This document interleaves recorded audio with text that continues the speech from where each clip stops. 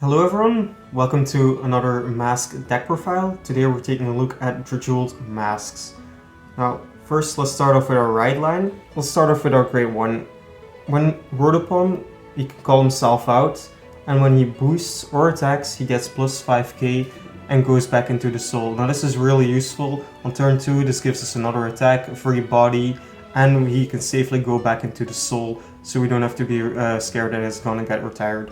Now for our grade 2, on hit it lets us soul charge 1, so preferably you call a booster behind this because I find this pretty important to let this hit. When rode upon by Drajeweled, it also lets us soul charge 1, and if we have 3 or more different grades in our soul, it lets us draw a card. Now we're pretty much guaranteed to have this with our right line. Onto Drajeweled himself. He has 2 abilities. His first ability is to counterblast 1 to soul charge 2. If we soul charge 2 cards with different grades, it lets us draw a card. This is pretty important for fixing up our soul, so we get 4 different grades in there. And this deck really doesn't plus a whole lot, so being able to draw from this is also pretty nice. But onto his second ability, which is his most important one. On attack, we can Soul Blast 4 different grades to reduce our opponent's power to 1. If our opponent is also at grade 3, he also gains a crit. Of course, I run him at 4 copies. This deck is mainly focused on the Masques version of him, but I still find it pretty important to run him at 4 because the removal skill of the mask lets us fix up our soul, and he's also not a bad backup ride. If we don't find our Drajeweled Masques or Mask of Hydrogrum, we can still Persona ride on top of this and we're still gonna feel pretty good about ourselves. So that's why I like to run him at 4 copies. Onto our main boss unit, Drajeweled Masques. Drajeweled Masques has 2 skills. His first skill is to remove a base Drajeweled from the game to choose 2 cards from our drop and put them to the soul. This is really useful for fixing up our souls because often we're going to be missing some kind of grades and he can fix that for you. The second ability is basically the same as regular Drajeweled. We can counterblast 1 and soul blast 4 different grades to retire 2 of our opponent's rear guards, so that's new, but other than that it reduces our opponent's power to 1, so it's basically the same. The only difference is our crit is locked behind our first skill to remove a regular Drajeweled. But other than that, he's pretty much the same thing. Next up, we run 3 copies of the Mask of Hydrogrum. Yeah, the reason we run this is so we can pretty much Persona ride on top of our regular Drajeweled. I also run 3 copies because I don't run any of the grade 2 Mask Searchers because in my opinion you don't have the Counterblast or especially the Soul Blast in this deck to run it. So that's why I run 3 copies so I can hard draw into it. We run 4 copies of Rokagur. Now Rokagur is in my opinion, the best attacker in this deck. When he attacks, if our soul has 4 or more different grades, he gets plus 10k until end of turn. And when our Vanguard soul blasts 4 or more for its card's ability, we can pay a counterblast to restand him. So he's a 30k attacker on Persona Ride. And when we reduce our opponent's power to 1, that's 30k shield you need to throw down to guard him. So he's pretty good. He's a little expensive, but he's still the best attacker in the deck. The real expensive card. Yeah. Onto our other restander. This is the new promo, Ampusa. She is indeed pretty expensive, but that's for a good reason. She basically does the same thing as Rokagur, but without gaining the power, and she's free. When we Soul Blast 4 or more for our Vanguard's ability, if we did not stand the rear guard yet this turn, we can restand her for free. And the fun thing about it is, we can still restand Rokagur at the same time. Also, she has the ability that if we stood her by using this ability, at the end of the turn we can retire her to choose a grade 2 or higher card from our soul and add it back to our hand. So we can add a copy of herself or Rokagur if we need them, or if we already have those in our hands, we can also add a copy of our Persona Ride to our hand, which is really useful for next turn. As for our grade 1s, we run 4 copies of Steam Battler Goomenrom. On place, he lets us Soul Charge 1, and he has an act ability to Soul Blast 3 to draw a card. Now, this is pretty expensive, Soul Blast 3, but this deck doesn't really plus a whole lot, so we kinda need him to draw a little bit at least. You're also pretty free to use this ability because Drajeweled Masques lets you pretty easily fill up your soul, so at some point you're gonna have quite a lot of cards in there, so you could probably use this once, twice, maybe even 3 times in a game. So he does have his value.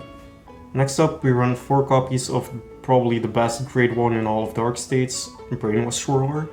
Well, it's pretty obvious why we run him. He also lets us soul charge and he gains a whole lot of power. These are really useful in this deck for creating big columns and getting us to the right amount of soul. As for RPGs, we obviously run 3 of the regular RPG and 1 copy of Elementaria Sanctitude. Yeah, it's pretty obvious why you have to run this. Next up, we run 7 crit. The reason I run 7 crit is because I also like to run 4 draw triggers. Now, the reason I run 4 draws, as I said before, is because this deck really doesn't plus. Feel free to change these ratios if you like to play only 3 draws and 8 crits, or if you'd like to play even more draws, feel free to do that. Test it out, try for yourself. I'm pretty happy with this ratio. Oh, I have a question before you go to the next one. Hmm? Why not fronts? Is it, I mean, the effect fronts that give you 20k shield? Like, I know the front trigger in and of itself isn't very useful since you put your opponent's power to 1, but like, the shield value for the fronts, isn't that an advantage, or? You could play fronts because, yeah, the shield value is pretty nice, but I feel like you hit for high enough numbers when you reduce your opponent to 1 that you don't really need the power the front gives to you. I still prefer running crits, and especially the draws, because like I said, you just need to draw into your pieces. If you don't play any draws at all, I feel like we're gonna be struggling a whole lot. Okay. Of course, we also run 4 copies of our heal trigger. This is the one from the trial deck. I think it's pretty cute. And last but not least, we run 1 copy of the new Rarity from Festival Collection. Now, if you don't know what this does, basically when you drive check this, you can give something 100 million and you draw a card. And as the bonus ability, you can choose one of your standing rear cards and give it the ability to restand at the end of the battle. But what if you don't have any rear cards? You can draw a card and call a card from your hand, so it still gives you an extra attack. So let's go over some basic combos. I like playing this deck pretty aggressively. So what I like to do is, on my grade 1, I like to call a booster behind Vanguard. So obviously you prefer Brainwash Swirler, but Guggengram can also work. So on place, we soul charge 1. Oh, lucky, we find a grade 3. Let's put that in there. And then we can swing for 16k. Now this is a pretty nice number. Your opponent's most likely not gonna guard this unless they like to risk a 1 to pass. But usually they're not gonna do this. And the nice thing is, for when we go to grade 2, we still have this booster behind Vanguard. When we ride, we can call out our grade 1. And our grade 2 has the ability to on-hit soul charge 1, so that's why the booster is pretty important. I think this skill doesn't seem all that relevant, but we need to get those cards in there. Now, we got lucky and we soul charged a grade 3, but most likely you're not gonna find that grade 3 on your first turn. So we have to keep trying to get the right amount of grades in there. So what I like to do is I like to swing with Vanguard first.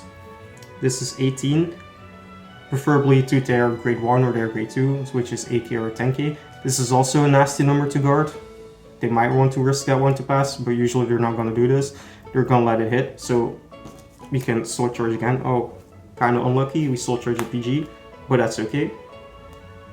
Then they might see a defensive, which I don't really mind.